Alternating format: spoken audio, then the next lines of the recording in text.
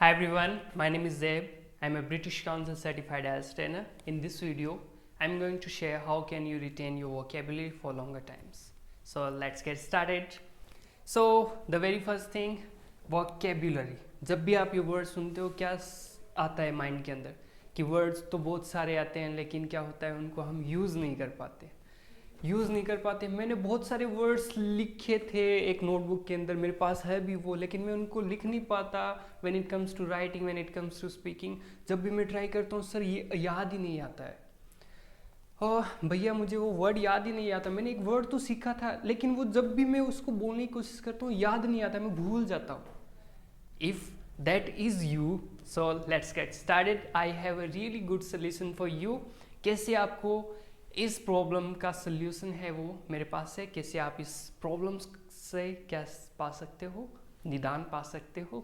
Let's get started. So vocabulary, जब भी आप एक वर्ड सीखते हो, so before we move ahead let me tell you two things.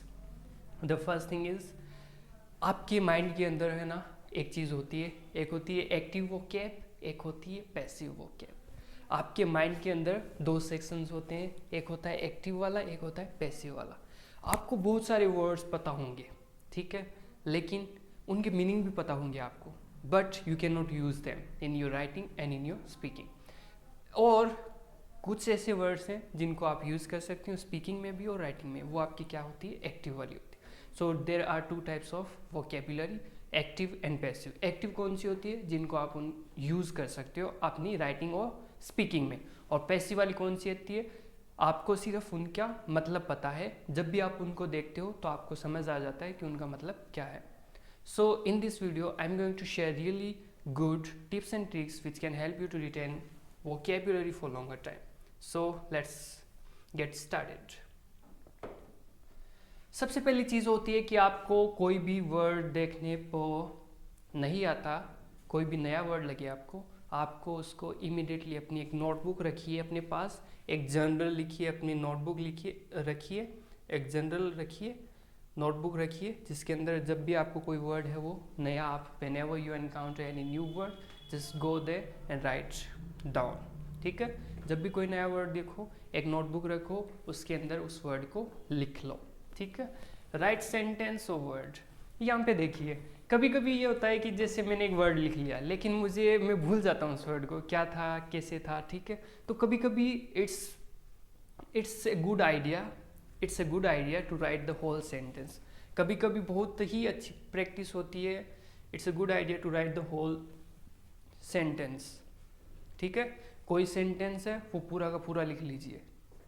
कैसे, जैसे कोई एक वर्ड है वो उस सेंटेंस के अंदर यूज़ हुआ तो आप पूरा का पूरा सेंटेंस लिख लीजिए, जिससे क्या होगा कि वो वर्ड है वो आपको याद रह जाएगा, आपको वो वर्ड है वो यूज़ करना आ जाएगा कॉन्टेक्स्ट के अंदर। सो आप क्या कर सकते हो, उस वर्ड को लिख सकते हो या फिर सेंटेंस को लिख सकते हो। तो रूल नंबर 1 क्या है, जब भी when ever you encounter any new word just write them down in your notebook. आपको उनको अपनी नोटबुक के अंदर लिखना है, या तो आप पूरा का पूरा सेंटेंस लिख सकते हो या फिर आप वो वर्ड लिख सकते हो। Rule number 2, that is really interesting, ये बहुत ही ज़्यादा इंटरेस्टिंग है। आपको क्या करना है, जब भी आप कोई वर्ड सीखो आपको एक चीज़ याद रखनी है कि एक वर्ड को, बहुत सारे वर्ड एक दिन के अंदर 100-150 वर्ड याद करना is not a good idea, कोई मतलब नहीं है उसका। If you want to speak और राइट इंग्लिश, उसके अंदर आपको वो कोई हेल्प नहीं करेगा। अगर आप इंग्लिश बोलना चाहते हो, लिखना चाहते हो, तो उस केस में आपको वो कोई हेल्पफुल नहीं रहेगा, आपकी कोई हेल्प नहीं करेगा। जब भी आप एक वर्ड सीखना चाहते हो तो 3 चीज़ें आपको याद रखनी है। एक MPF, इसको याद रखिए, MPF, meaning, pronunciation and form. अगर आप किसी भी वर्ड को सीखना चाहते हो तो आपको 3 चीज़ें देखनी होगी, MPF, meaning, pronunciation and form. सबसे पहले मीनिंग देखेंगे उसकी, उसके बाद देखेंगे उसको प्रोनाउंस कैसे करते हैं, और उसके बाद देखेंगे कि उसकी फॉर्म कौन सी है, क्या वो वर्ब है, क्या वो नाउन है, क्या वो एडजेक्टिव है, ये देखेंगे। और अगर वो वर्ब है तो उसकी फॉर्म्स देखेंगे, फर्स्ट फॉर्म क्या है, सेकंड फॉर्म क्या है और थर्ड फॉर्म क्या है उसकी। उसके बाद क्या होता है एक्टिव वोकेब। अब आपकी पैसिव वोकेब, आपके पास बहुत सारी पैसिव वोकेब है आपके माइंड के अंदर, अब उनको एक्टिव कैसे बनाना है वो हम देखते हैं। कि बहुत सारे नॉर्मली मैंने देखा है, मेरे साथ भी हुआ है जब मैं when I was learning English, मेरे साथ भी हुआ कि we are really we are more interested in learning new words. ठीक है, जो वर्ड्स हमें आते हैं, जो हमें जिनका मतलब हमें पता है, जिनकी मीनिंग हमें पता है, हम उनको यूज़ नहीं करते, हम नए वर्ड सीखने का कोशिश करते ज़्यादा से ज़्यादा, ज़्यादा से ज़्यादा, ज़्यादा से ज़्यादा, लेकिन उसका कोई मतलब नहीं है if you can not use the words you know already. जो वर्ड्स आपको ऑलरेडी आते हैं उनको यूज़ नहीं कर सकते, तो नए वर्ड सीखने से कोई मतलब नहीं है। तो जो भी आपकी पैसिव वोकैब है उसको आपको एक्टिव बनाना है, और एक्टिव कैसे बनाएंगे लेट मी टेल यू। जैसे आपको जो जो वर्ड्स आते हैं उनको एक नोटबुक के अंदर लिख लीजिए और उन पे लिख लीजिए कि ये word I already know them. ठीक है, और अब उनको आपको रिवाइज करना है, डेली बेसिस पे रिवाइज करना है, वीक के अंदर 3 बार रिवाइज करना है। ठीक है, आज रिवाइज कर लिया, 2 दिन बाद रिवाइज करेंगे, 3 दिन बाद रिवाइज करेंगे, ऐसे if you do like this, क्या होगा कि थोड़े दिनों के अंदर वो सारी की सारी वोकैबुलरी है जो लिस्ट आपने बनाई है वो आपकी एक्टिव वोकैब बन जाएगी। जो आपकी पैसिव थी वो अब आपकी क्या बन जाएगी, एक्टिव बन जाएगी। उसके बाद क्या होता है माइंड मैप या फिर मेमोरी मैप जिसे बोलते हैं। देखो वोकेबुलरी को यूज़ करने के लिए, सीखने के लिए एक बहुत ही अच्छी चीज़ होती है जिसको आप यूज़ कर सकते हो। यहाँ पे आपको दिख रहा होगा, इससे बोलते हैं हम माइंड मैप या फिर मेमोरी मैप।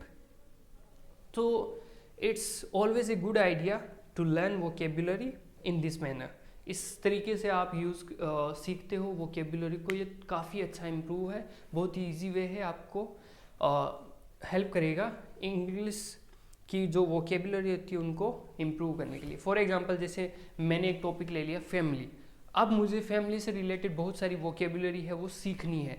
सो ये बहुत ही अच्छा तरीका है, मैं क्या करूँगा एक माइंड मैप बनाऊँगा जिसके अंदर फैमिली है वो मैं सेंटर में लिख लूँगा। ठीक है, अब जो भी फैमिली से रिलेटेड वर्ड्स हैं वो मैं ऐसे लिख लूँगा। ये क्या मैंने बना लिया, क्या बना लिया मैंने, ये माइंड मैप। इसे क्या बोलते हैं, माइंड मैप बोलते हैं।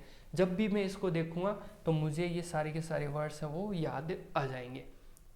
क्या याद आएगा, फैमिली कौन सी होती है, न्यूक्लियर फैमिली होती है, एक एक्सटेंडेड फैमिली होती है, और ये फैमिली से रिलेटेड है वो वर्ड्स होते हैं।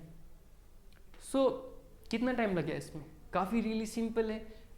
आपको सिर्फ एक बार इनके मीनिंग्स देखने हैं कि न्यूक्लियर फैमिली कौन सी होती है, एक्सटेंडेड फैमिली कौन सी होती है, क्लोज नीट का क्या मतलब है। क्लोज नीट फैमिली होती है ना, सारे फैमिली मेम्बर्स होते हैं वो एक दूसरे से अपनी आइडियाज़ और अपनी प्रॉब्लम्स वो क्या करते हैं, शेयर करते हैं, उसे क्या बोलते हैं, क्लोज नीट फैमिली। तो अगर एक बार आपने देख लिया ये माइंड मैप, तो फिर आपको डेली इनकी मीनिंग्स है वो नहीं देखने पड़ेंगे, आपको सिर्फ एक बार रिवाइज करना पड़ेगा। और रिवाइज करने में बताइए इसको रिवाइज करने में कितनी सेकेंड्स लगती है, maximum 1 minute. Family, extended nuclear, second cousins, close knit, distant cousins, यही तो होते हैं। So this is really a good way to improve your vocabulary. आपको क्या बनाना है, एक टॉपिक ले लेना है, और मैं रेकमेंड करूँगा, आई वुड हाईली रेकमेंड, जब भी आप वोकेबुलरी सीखो या फिर ट्राई करो तो ग्रुप्स के अंदर टॉपिक्स के अकॉर्डिंग है वो उनको करो। ये काफ़ी अच्छा और काफ़ी इजी क्या होता है, मेथड होता है, वे होता है वोकेबुलरी को लर्न करने का और उनको सीखने का। जैसे यहाँ पे हमने क्या ले लिया, फैमिली ले लिया, वैसे ही अगर आपको कोई और वोकेबुलरी सीखनी है, जैसे क्राइम ले लिया मैंने एक वर्ड क्राइम, तो ठीक है, अब क्राइम मैंने यहाँ पे वर्ड लिख लिया और क्राइम से रिलेटेड जो भी होगी वो मैं यहाँ पे लिख दूंगा। फॉर एग्जांपल क्राइम क्या होता है, यहाँ पे मैं लिख दूंगा मगिंग, यहाँ पे मैं लिख दूंगा स्मगलिंग, यहाँ पे मैं लिख दूंगा क्या लिखूंगा मैं, और बल्गरी, और यहाँ पे मैं लिख दूंगा जैसे क्राइम से रिलेटेड जो भी सारे भी होते हैं, यहाँ पे मैं आसन लिख दूंगा, और जो सारे भी वर्ड होते हैं वो सारे के सारे मैं यहाँ पे लिख दूंगा, जो भी क्राइम से रिलेटेड वर्ड। तो कितना इजी हो गया मेरे लिए ये लर्न करना, इसको रिवाइज करना। So mind map is really a good idea to start with.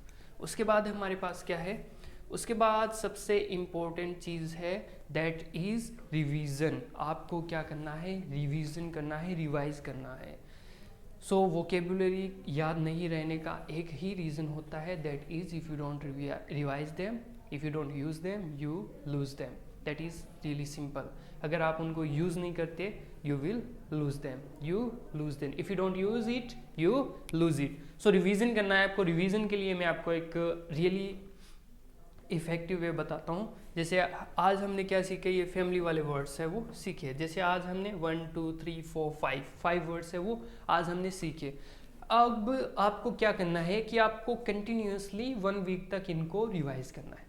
Revise कैसे करना है? आज मैंने सीखे, मैं कल इनको रिवाइज करूँगा, ठीक है. फिर मैं 1 दिन का गैप दे दूंगा, उसके नेक्स्ट डे है मैं उसको रिवाइज करूँगा. फिर मैं 2 दिन का गैप दे दूंगा, उसके नेक्स्ट डे है मैं उनको रिवाइज करूँगा, ठीक है. ऐसे 1 मंथ तक मैं क्या कर लेता हूँ, इनको रिवाइज कर लेता हूँ.